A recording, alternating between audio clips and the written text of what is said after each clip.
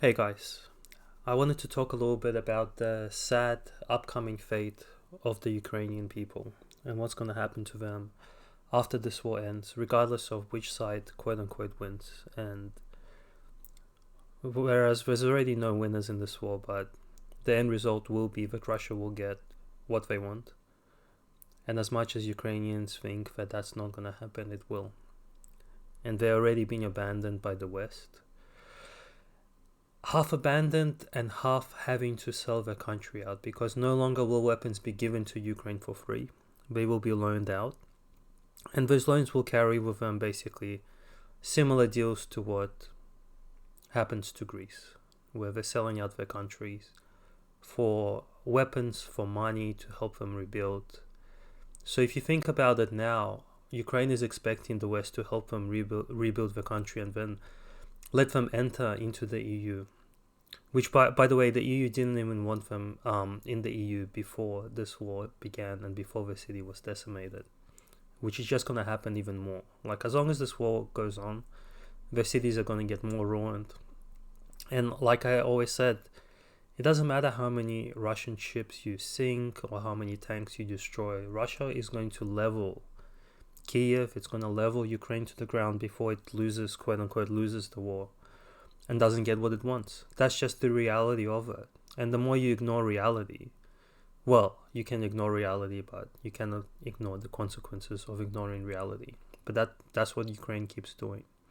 And now the radical people in Ukraine have taken over. And if I had to make a prediction, I think Zelensky is going to be out reasonably soon. And the person that's going to replace him is most likely that advisor that predicted the war. I haven't got a picture of him and I can't remember his name, but there's videos of him out there basically saying that the war is going to happen. And there's another video of him criticizing Zelensky for not being enough of a warmonger, basically, for wanting to give peace somewhat of a chance. And you might think, well, that doesn't seem like Zelensky right now and the things that he's saying, and that's because Zelensky is being completely controlled basically by the radicals. That's why ethnic cleansing has already begun in Ukraine. They're getting rid of anybody that's pro-Russian, supposedly, and then the ultimate logical conclusion will be to get rid of anybody that's ethnically Russian or has any kind of ethnic Russian roots, which is what I want to talk about. And I want to talk a little bit about the connection of Russia to Asia, because Russia has been always this country, these people that have been in between. All of Slavic people have been. And I'm sure a lot of Slavic people will feel this way as well. But they don't feel quite European, even though they do try to be European. And this has been shown throughout history, basically. Even before the Napoleon Wars, Russians were obsessed with French culture. So a lot of the buildings built in Russia are French by design. A lot of the Ukrainian cities are named after Greek gods, by the way. So Russia always had this obsession. They never felt comfortable embracing the Asian roots, so to speak. They were always this country that was kind of like trying to be European, but it never quite matched up, you know. So Russia moving towards Asia right now, I think it's a more natural step. They finally disconnected themselves from people they don't really get along with. And there's like a lot of connections to Asia, by the way, including the Slavic language being very similar to Sanskrit. And now there's a lot of theories whether it was the Indians that influenced the Slavic language or whether it was Slavic people that wrote the Vedas. But, that argument, I'll leave up to other people to decide. But nonetheless, there's that connection as well. Plus, there are people in Russia who are basically Asians, or who are more, Middle Eastern Asians as well. So a lot of Russians are like that. All the mixed. And this is one thing Ukrainians racially criticize Russians for being. So they kind of see the Nazis, the hyper-nationalists in Ukraine actually because they're racist and they're white supremacist or Ukrainian supremacist, whatever you want to call them. They see Russians as being more ethnically derived from Genghis Khan, basically going through Russia at one point and raping all the women and basically making Russians. So that's what they think. That's how they describe it, and they see that as looking down on the Russians as well. But the fact is that with the exception of a very small minority of Ukrainians, which were probably had the women raped by Austrians when Austria invaded a part of Ukraine.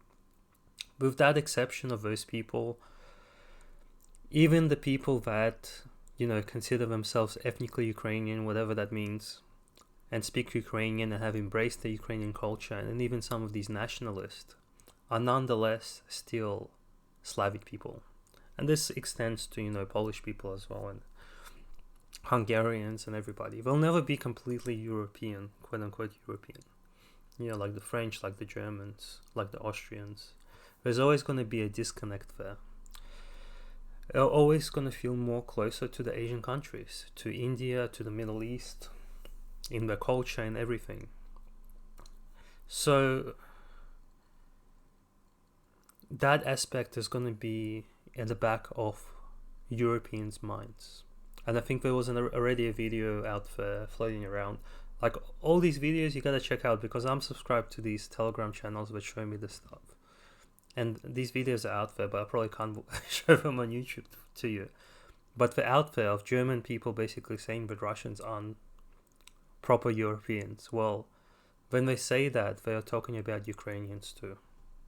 It's not just for Russians, because we're all Slavic people. As much as Ukrainians try to deny it, this is a fact. And Ukrainians are going to experience this fact. Along with all the war crimes they're kind of currently doing, along with all the corruption Ukraine always had, regardless of whether Russia was involved or not, that's still going on, along with their country being completely destroyed right now.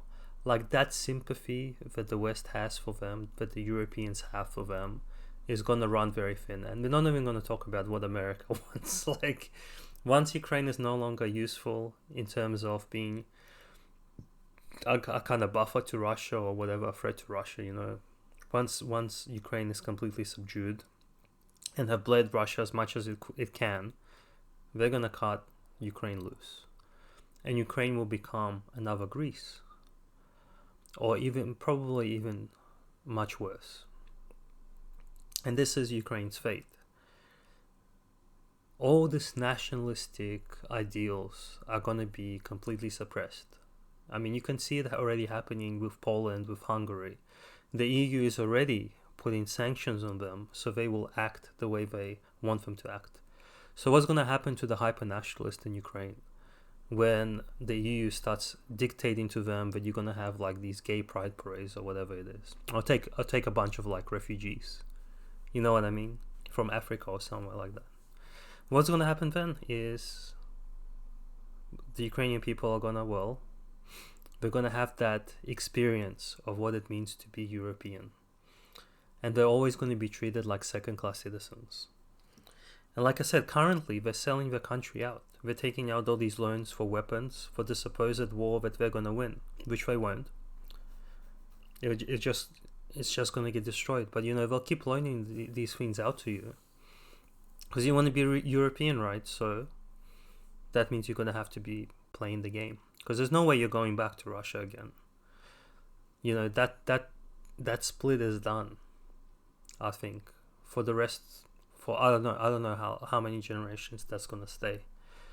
Because we'll see, things can always change over the long term, but in the definitely near future, and I mean, the near hundreds of years, generations that are to come, for better, but most likely for worse, Ukraine will have to connect with Europe.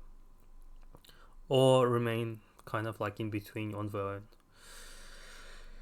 And we'll see what kind of Ukraine is going to be left, anyway, because I'm pretty sure that Russia will at least want to cut Odessa and make that connection between the south and is it Moldova? I think Moldova.